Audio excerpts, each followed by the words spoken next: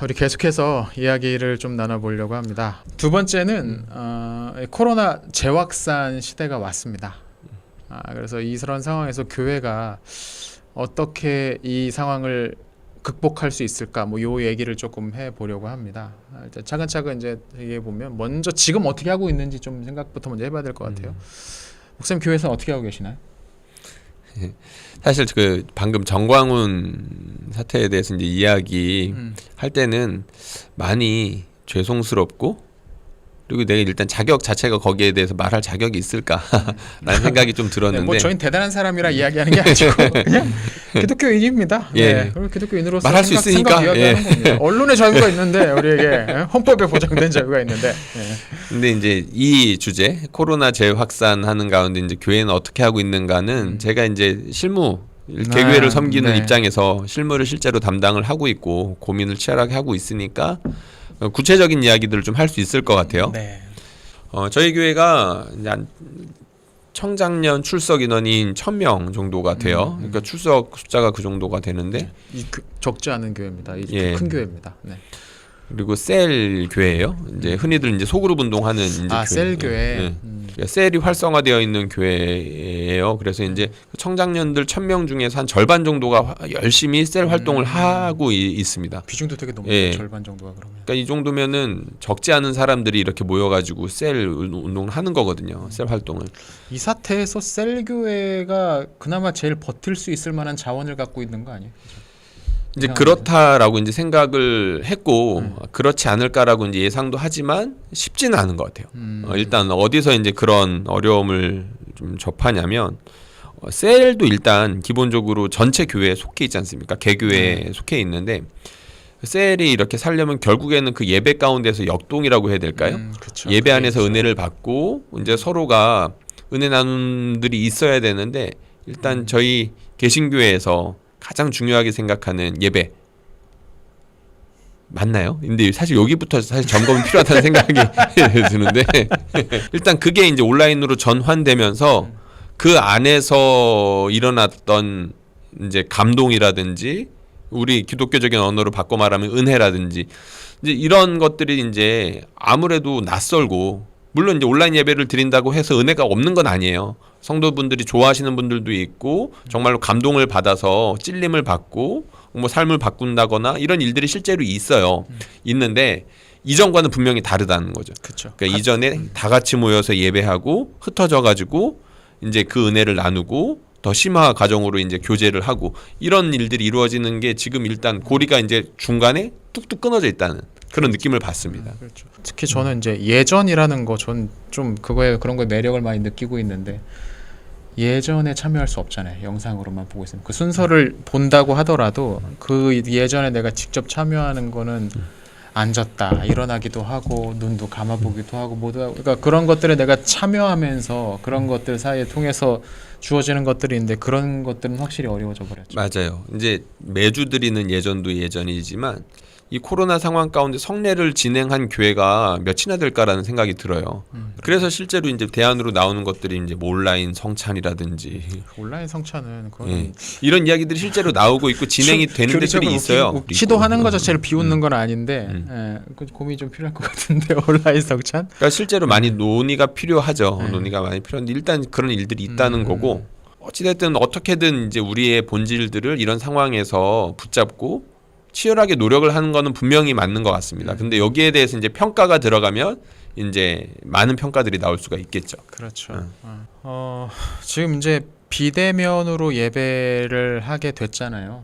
확실히 이게 어려운 면이 있는 것 같아요. 전 아직 이제 교육부 디렉터를 저는 이제 교회에서 맡고 있는데 주일학교를 이렇게 쭉 보면 언제 디렉터까지? 네, 처음부터 그랬어요. 나이가 제일 많아. 네. 확실히 아이들의 경우 그냥 일요일 아침에 늦지막히 일어나서 시간 맞춰서 그냥 앉아 있는 거, 잠옷 입고 속옷으로 앉아 있는 거, 자칫 그렇게 될 수 있잖아요. 설교 영상 들으면 예배에 참여하는 것, 이런 식으로 예배에 대한 잘못된 사인을 줄 수 있다는 거, 어렸을 때부터 이제 그게 이제 좀 안타까운 부분인 거고. 그리고 이건 작년도 마찬가지고 그런 부분에 있어서는 실제로 그런 이야기들을 많이들 해주세요. 그러니까 처음에는 우리가 현장 예배에 나아갈 수 없다라는 것 때문에 마음의 안타까움이 있고 그리고 이제 우리가 비록 교회는 가지 못하지만 하나님께 예배해야 된다라는 그런 간절한 마음들이 분명히 있었기 때문에 처음에 한 달, 두 달, 석 달까지 때만 하더라도 성도들이 그 집에서 자기가 처한 상황에서 온라인으로도 예배를 열심히 들으려고 집중하고 최적의 상황들을 맞춰놓고 이렇게 열심히 하시는 분들이 많이 있었던 것 같아요. 상당수가 그렇게 하셨던 것 같고 실제로 헌금들도 열심히 내주시고 그러니까 그런 것들을 봤는데 시간이 점점 길어지면서 예배드리는 모습들이 점점 나태해지더라라고 얘기하시는 분들이 실제로 많이 계셔요. 그 부분에 있어서는 이거 진작부터 오래 갈 거라고 여러 전문가들이 얘기했거든요. 근데 교회에서 그걸 안 믿었어요. 근데 사실 교회만 안 믿은 게 아니라 나도 안 믿었죠. 왜 안 믿으셨어요? 전 일찍 믿고 있었어요. 이거 오래 갈 거다. 이 상황은 1년 넘어갈 거다. 저는 올 초에 영상 예배로 되기 전부터 이거 큰일 났다. 이제 이거 1년 넘어간다. 전문가들 얘기하기에 이거 올해 안에 해결 안 될 거다. 계속 이야기를 했어요. 그래서 저희 교회 같은 경우는 교육 부서를 중심으로 해서 유튜브를 처음으로 사역을 시작을 한 거. 올 3월부터. 그래서 지금까지 이제 뭐 영상 근 300개를 만들었다고요. 그러니까 이거 길게 갈 거고 이거 해결이 쉽게 안 될 거라는 예상을 안 믿으니까 대처도 제대로 못 했던 거예요. 안 믿겼어요. 사실 안 믿겼어. 이게 처음 겪는 일이다 보니까 금방 나아지겠지라고 생각을 했었고 실제로 전문가들이 2차 팬데믹이 올 거다. 가을에. 근데 우린 좀 빨리 왔죠. 빨리 왔는데 어쨌든 이게 또 막상 닥치고 보니까 힘든 겁니다. 그러고 있으니까 근본적으로 어떤 이 상황에서 신학을 재정립한다거나 그런 작업이 이루어지지 못했던 것 같아요. 맞아요. 시간 지나면 끝날 거라고 생각을 하니까 사실 신학이라는 거는 기독교 2000년 역사 계속 이 기독교 2000년 역사 계속 이야기하는데 역사 좋아하시잖아요. 그 2000년 역사를 두고 신학은 계속 발전해 왔습니다. 전에는 유효했던 것들이 지금은 유효하지 않아서 사장되거나 없어진 것들도 충분히 있고 새롭게 만들어진 교리들도 많이 있고 이거 이 상황에서 이 팬데믹 상황에서 이런 것들이 앞으로 계속 일어날 거라고 하잖아요. 이 코로나19가 사라져도 이런 상황에서 또 다른 새로운 신학적 어떤 고민들이 활발하게 제안되고 정립돼야 되는데 이 보수성이 너무 강하다 보니까 이전에 해왔던 것 아니면 안 되는 이게 단적으로 이건 뭐 신학 차원도 아니야. 그냥 신앙 관습인데 온라인 예배 하시잖아요. 예. 어떻게 준비를 하나요? 원래 오프라인 예배 그러니까 현장 예배를 중계하는 방식을 넘어서지 못하고 있죠. 네. 그러니까 시간을 그 시간에 맞춰가지고 생중계하는 거잖아요. 네. 저희 교회도 그러고 있어요. 전 이건 영상이라는 매체에 대한 이해가 부족하기 때문이라고 생각하거든요. 영상 매체가 가지고 있는 장점이 있어요. 시간과 장소를 극복할 수 있다. 그렇죠. 근데 그거를 생중계로 그 영상을 내보내야만 한다고 생각하면 이 영상이 가지고 있는 애초에 두 장점은 잘라내버리는 거. 이게 단순한 그냥 나무로 만드는 거. 이거를 이 귀한 나무를 가지고서 엄청나게 비싼 무슨 마호가니 책장에 이런 걸 만들 수가 있는 상황에서 이걸 그냥 막대기로 사용하고 있다는 거예요.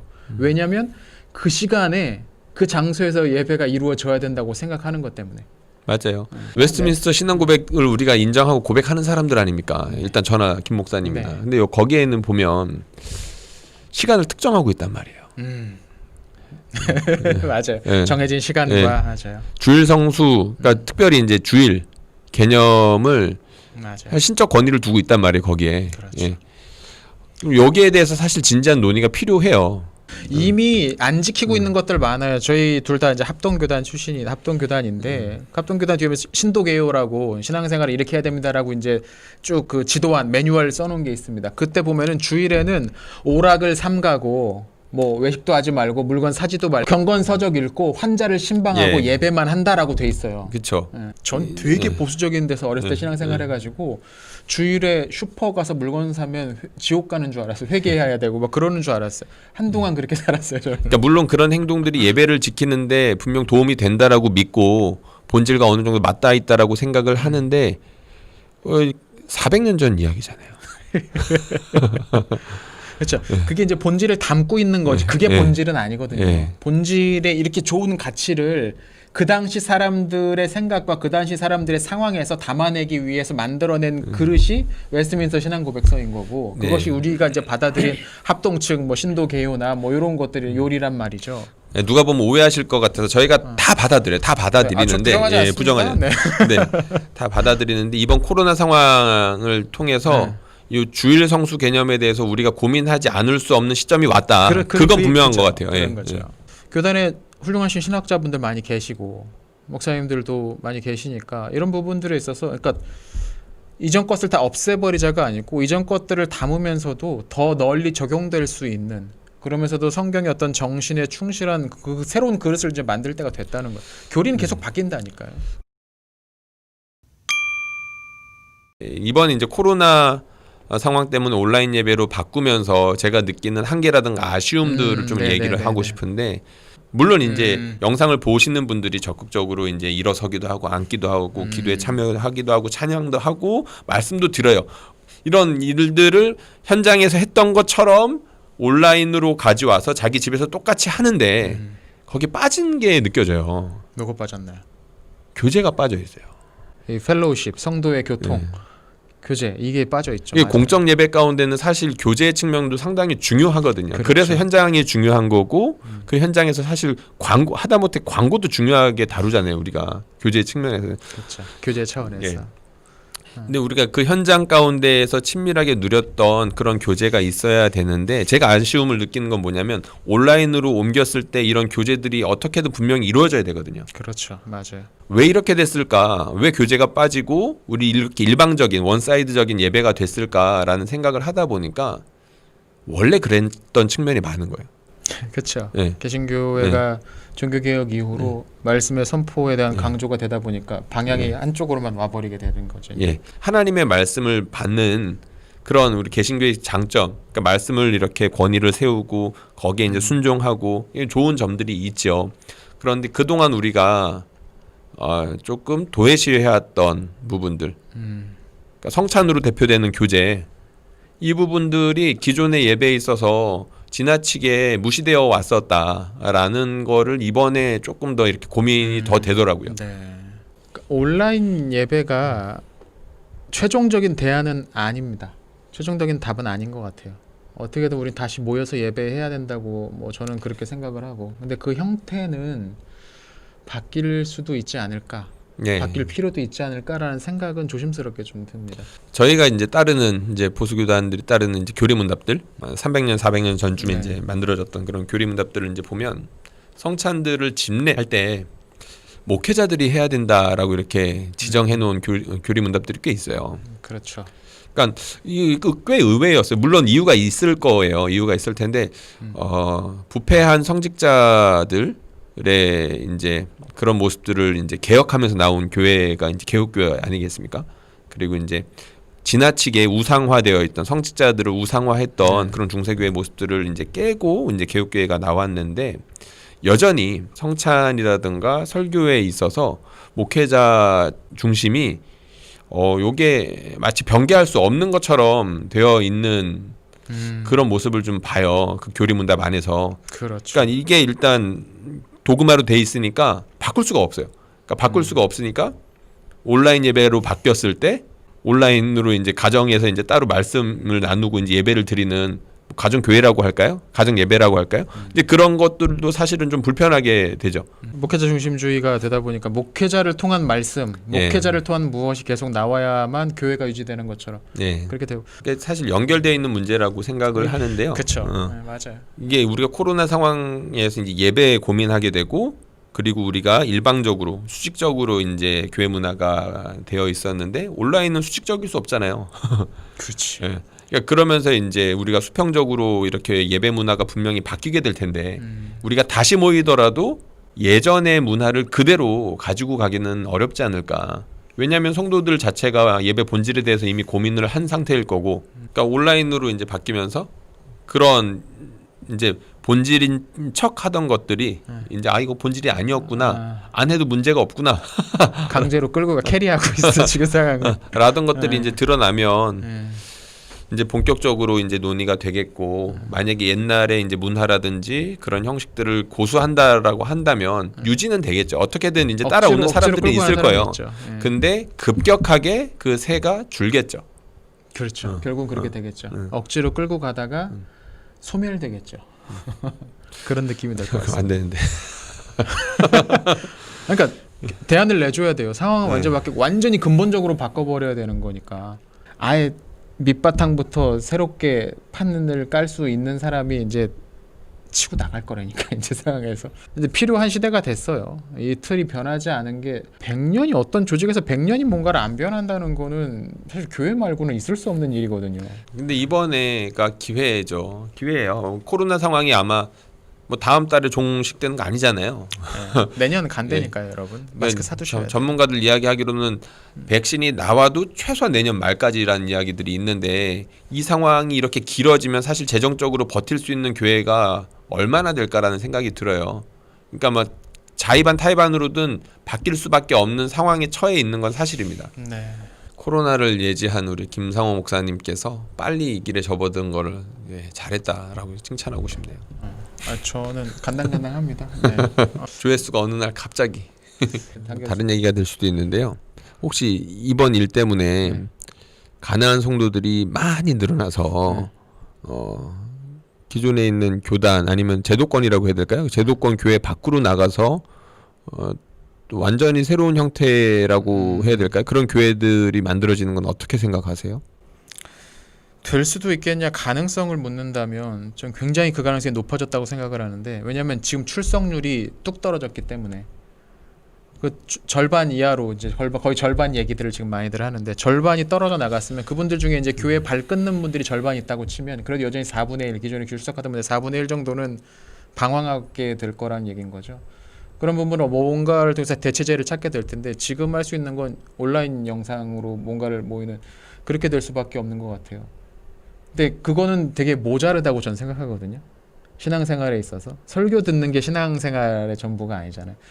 인간은 이제 추가적으로 뭔가를 요구하게 될 텐데 말씀하신 것처럼 정말 새로운 뭔가가 나타날 수도 있겠죠. 그런 어떤 기점이 될 수도 있겠죠. 그리고 그게 좀 그 이전에는 약간 좀 배관시하는 면이 좀 있었잖아요. 그래도 근데 그 시선이 이제 좀 낮아질 수도 있으니까 충분히 가능성이 있을지도 모르겠습니다. 개척의 시대가 온 거죠. 그래서 이제 예전에 가난한 성도라고 하잖아요. 지금도 가난한 성도라고 하고 이제 그분들 이제 돕기 위해서 이제 몇몇 단체라든지 아니면 이제 사역자들이 실제로 이제 존재하고 근데 이전에는 이제 그런 분들을 교회로 이제 데리고 와야 된다. 그렇죠. 라는 차원의 사역자들이 많이 있었거든요. 그러니까 그분들에게 관심을 가지고 이분들이 이제 무엇의 그러니까 교회의 어떤 점을 불편함을 느끼고 이제 이런 것들을 공감해주고 다시금 이제 교회로 들어올 수 있도록 그러니까 뭐 교회 문화를 바꾼다거나 분위기를 바꾼다거나 아니면 이분들을 섬겨서 이분들의 생각을 바꾼다거나 어쨌든 중심이 지금 현재의 교회에 있었단 말이에요. 이분들을 교회로 데리고 올 생각을. 근데 이런 방향이 바뀌지 않을까라는 생각이 들어요. 지금 얘기하신 것처럼 일단 시선 자체가 그분들을 향해서 오히려 이제 의인 쳐다보지 보게 될 거. 전에는 쟤네 적응 못했네, 뭔가 문제가 있네, 그래서 나왔네라고 생각할 텐데 이제는 그 사람들에 대해서 저 사람들은 생각이 뭔가 있구나라는 식으로 큰 전환이 일어날 수 있을 거예요 이제. 예. 저도 비슷한 생각이 좀 있습니다. 그 유형이 뭐가 될지는 뭐 저희가 예측할 수는 없겠지만, 그쵸. 확실히 뭔가 다른 흐름이 될 수도 있겠고, 근데 뭐가 됐든지 교회라는 뭔가로 모임으로 다시 모이긴 할 것 같은데 그게 지금 기존에 있는 그 형식 그 단계의 모임은 아닐 가능성이 높다는 거죠.